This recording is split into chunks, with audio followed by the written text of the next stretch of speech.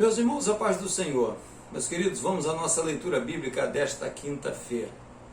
O texto sugerido para nós hoje encontra-se na primeira carta do apóstolo Paulo aos Coríntios, capítulo de número 5, os versículos de 1 a 13, que nos dizem assim.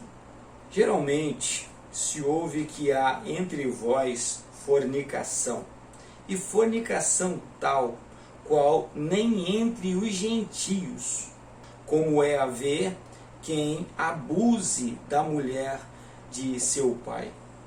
Estais inchados, e nem ao menos vos entristecestes, por não ter sido dentre vós tirado quem cometesse tal ação. Eu, na verdade, ainda que ausente no corpo, mas presente no espírito, já determinei, como se estivesse presente, que o tal ato praticado, em nome do Senhor Jesus Cristo, juntos vós e o meu espírito, pelo poder do nosso Senhor Jesus Cristo, seja entregue a Satanás para a destruição da carne, para que o espírito seja salvo no dia do Senhor Jesus. Não é boa a vossa jactância. Não sabeis que um pouco de fermento faz levedar toda a massa? Alimpai-vos, pois, do fermento velho, para que sejais uma massa nova, assim como estáis sem fermento, porque Cristo, nossa Páscoa, foi sacrificado por nós. Pelo que façamos festa, não com fermento velho, nem com fermento da maldade e da malícia, mas com os asmos da sinceridade e da verdade. Já por carta vos tenho escrito que não vos associeis com os que se prostituem. Isso não quer dizer absolutamente com os devassos deste mundo, ou com os avarentos, ou com os roubadores, ou com os idólatras, porque então vos seria necessário sair do mundo. Mas agora escrevi que não vos associeis com aquele que, dizendo-se irmão, for devasso, ou avarento, ou idólatra, ou maldizente, ou beberrão, ou roubador. Com o tal, nem ainda comais, porque que tenho eu em julgar também os que estão de fora? Não julgais vós os que estão dentro, mas Deus julga os que estão de fora. Tirai, pois, dentre vós a esse iníquo. Tema: a disciplina na igreja.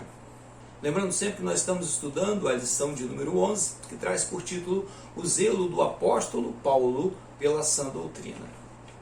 E aqui fica bem evidente, né, irmãos, esse zelo, a forma como ele se levanta contra esse fato que foi narrado para ele.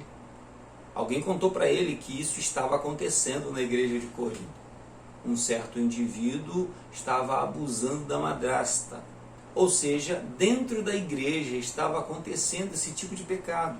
E ele chama a atenção dos obreiros da igreja e da igreja, dizendo: vocês não se envergonham disso? Como assim vocês ainda não se entristeceram por causa disso? Porque de fato, irmãos, uma coisa é apoiar o pecador. E ele deixa claro isso aqui.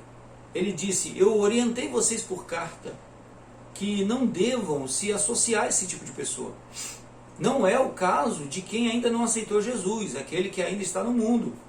E ele aqui apresenta uma lista de pessoas, uma lista de pecadores que estão no mundo, que ainda não aceitaram Jesus. Ele falou assim: não é dessas pessoas que eu estou falando.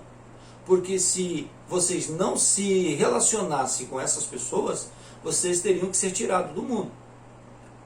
Lembra de que alguns crentes acham que ser santo é não conversar, não ter amizade, não se relacionar com pessoas que, segundo o seu entendimento, estão cometendo pecado no mundo? E aqui cabe todo mundo, irmãos. Ele aqui fala de uma lista, ele apresenta aqui uma lista com alguns nomes, mas você pode colocar aqui todo tipo de pecado que você conhece. Ele diz bem claro, não é sobre isso. Não é que você não pode conversar com essas pessoas, não é que você não pode se relacionar com essas pessoas, não é isso, porque senão você teria que sair do mundo.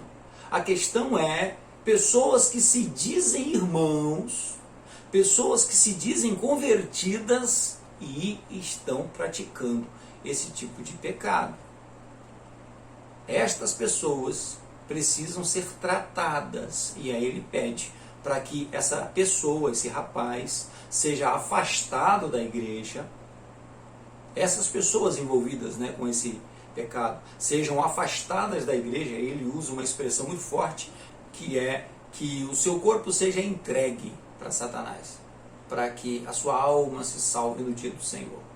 Não quero entrar no mérito desta ideia, desta apresentação, mas o fato aqui de que as pessoas que estão em pecado precisam de verdade ser tratadas. Só que nós não temos o direito, irmãos, de proibir essas pessoas de entrarem na igreja. Nós não temos o direito de proibir essas pessoas de estarem em nossas igrejas. Não temos esse direito. O que nós podemos fazer, e é a nossa obrigação, ao disciplinar alguém, ao afastar alguém da comunhão, essa pessoa não pode ser abandonada.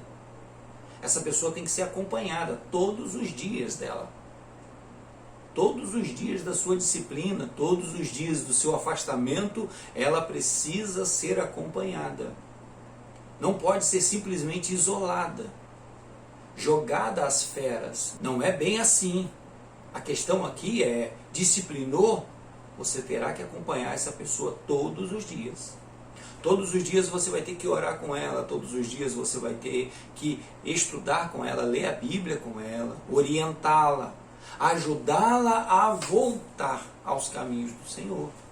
É uma alma que precisa de salvação. Mais tarde o apóstolo vai mandar receber esse rapaz de volta à comunhão da igreja. Mas quantas pessoas que são afastadas por diversas situações, e eu não vou entrar no mérito de que se elas cometeram o pecado ou não vou entrar nesse mérito, mas que quantas pessoas que foram afastadas, foram abandonadas e hoje não estão na presença do Senhor. E não é por causa do pecado que cometeram, é simplesmente porque foram abandonadas. Então é nossa responsabilidade. Afastamos alguém, disciplinamos alguém, essa pessoa precisa ser acompanhada. Temos que entender que é um membro da igreja, é uma parte do corpo que está doente e precisa ser tratado. Você não abandona um membro do seu corpo porque ele está doente. Você cuida dele, você trata dele. E esse é o nosso dever.